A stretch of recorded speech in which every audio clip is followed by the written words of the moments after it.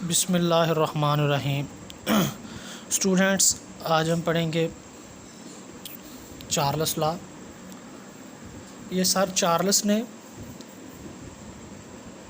1787 में रिप्रेजेंट किया। किसने? Charles, sir Charles. उसने किन चीज़ों के बारे में स्टडी किया? उसने 3 चीज़ों के बारे में स्टडी किया।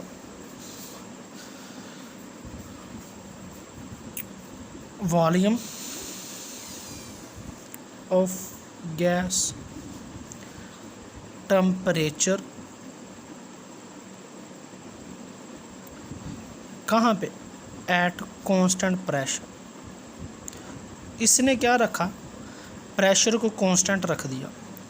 और जो बॉयल्स था उसने टेम्परेचर को कांस्टेंट रखा था और इसने प्रेशर को कांस्टेंट रख दिया। इसकी स्टेटमेंट क्या है? मैंने आपको पहले बताया कि जो लॉ होता है उसकी स्टेटमेंट होती है, क्योंकि स्टेटमेंट को रद्द नहीं किया जा सकता, गलत नहीं कहा जा सकता। स्टेटमेंट क्या है? Volume of given mass of gas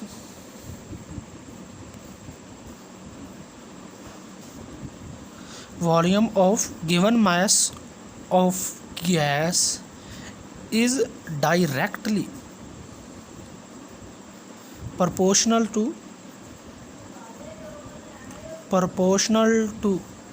temperature। Temperature कौन सा होना चाहिए?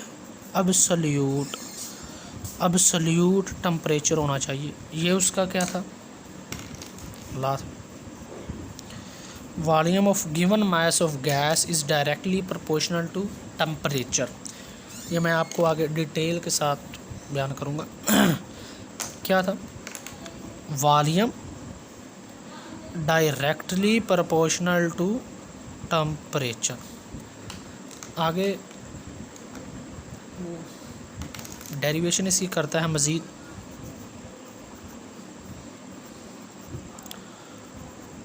वो कहता है कि मेरे लॉ के मुताबिक अकॉर्डिंग टू इट्स लॉ, ये एक चीज़ बढ़ेगी तो दूसरी भी बढ़ेगी। वॉल्यूम इंक्रीज़ होगा, नहीं, टेम्परेचर इंक्रीज़ होगा तो वॉल्यूम भी इंक्रीज़ होगा। इसी तरह अगर टेम्परेचर कम होगा तो वॉल्यूम भी कम होगा। इसका मतलब क्या है कि ये डायरेक्ट रिलेशन है। इसमें एक चीज़ बढ़े तो दूसरी चीज़ भी बढ़ेगी, और ऐसे लॉ को हम कहते हैं चार्ल्स लॉ। ये क्या है? Charles law. जहाँ भी ये इस चीज़ के बारे में कहा गया हो वो चार्ल्स लॉ कंसीडर होगा।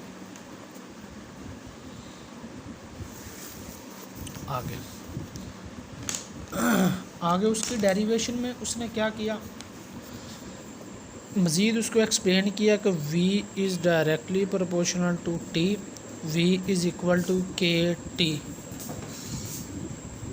v is equal to K T. ठीक हो गया। उसने k को एक साइड पे कर लिया, v over t,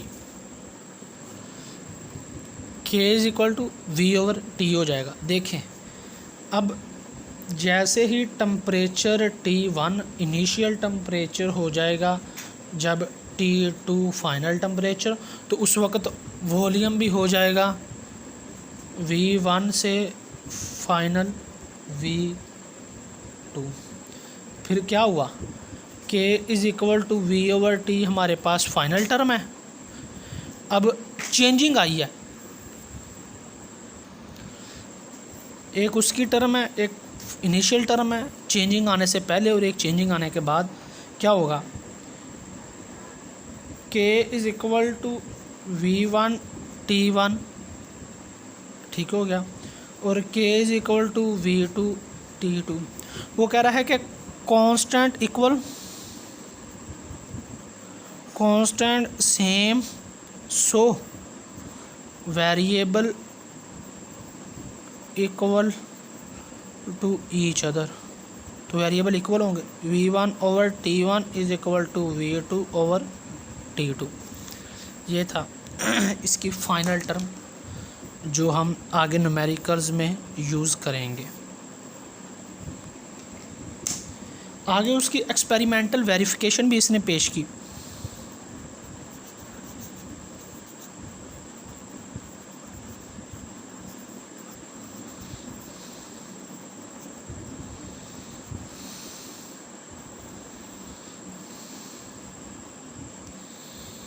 experimental verification इसने क्या किया, इसने एक मूवेबल पिस्टन वाला कंटेनर लिया, उसमें ली गैस,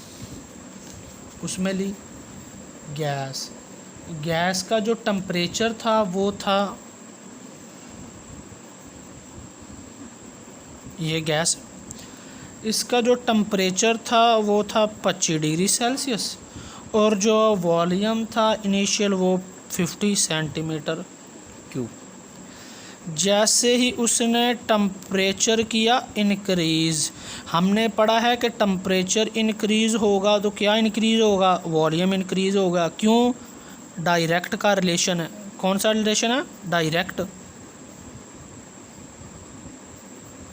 ठीक हो गया, डायरेक्ट रिलेशन है। होगा क्या, इसके नतीजे में जो वॉल्यूम होगा वो बढ़ जाएगा।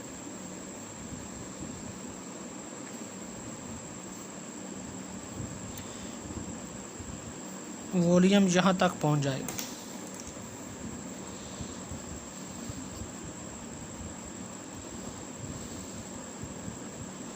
वॉल्यूम क्या हो गया, बढ़ गया। कैसे, क्यों बढ़ा वॉल्यूम,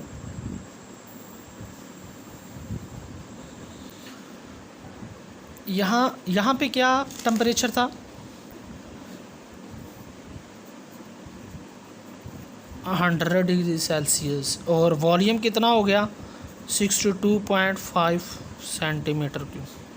ये क्या, देखें टेम्परेचर 50 था, वॉल्यूम टेम्परेचर 25 डिग्री सेल्सियस था, वॉल्यूम 50 सेंटीमीटर क्यूब था। जैसे ही टेम्परेचर 25 से 100 हुआ, 25 से 100 हुआ तो फ़ौरन ही वॉल्यूम 50 से 62.5 हो गया। भाई टेम्परेचर बढ़ गया तो वॉल्यूम बढ़ गया। टेम्परेचर ये था, वॉल्यूम ये था, जैसे ही टेम्परेचर बढ़ा गया वॉल्यूम भी बढ़ गया। सो इसने एक्सपेरिमेंटल प्रूफ के ज़रिए दे दिया। देखिए यहाँ से वॉल्यूम, अगर हम यहाँ से एक लाइन खींचें, यहाँ आनी चाहिए थी, लेकिन ये जो इतना डिफरेंस आ गया, ये जो डिफरेंस है ये क्या है, वॉल्यूम इंक्रीज़ हुआ है। क्यों, टेम्परेचर इंक्रीज़ होने से। यही तो चार्ल्स लॉ है जो हमने आज डिस्कस किया है।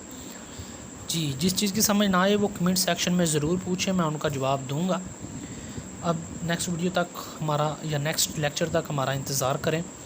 तब तक दीजिएगा इजाज़त। अल्लाह हाफिज़।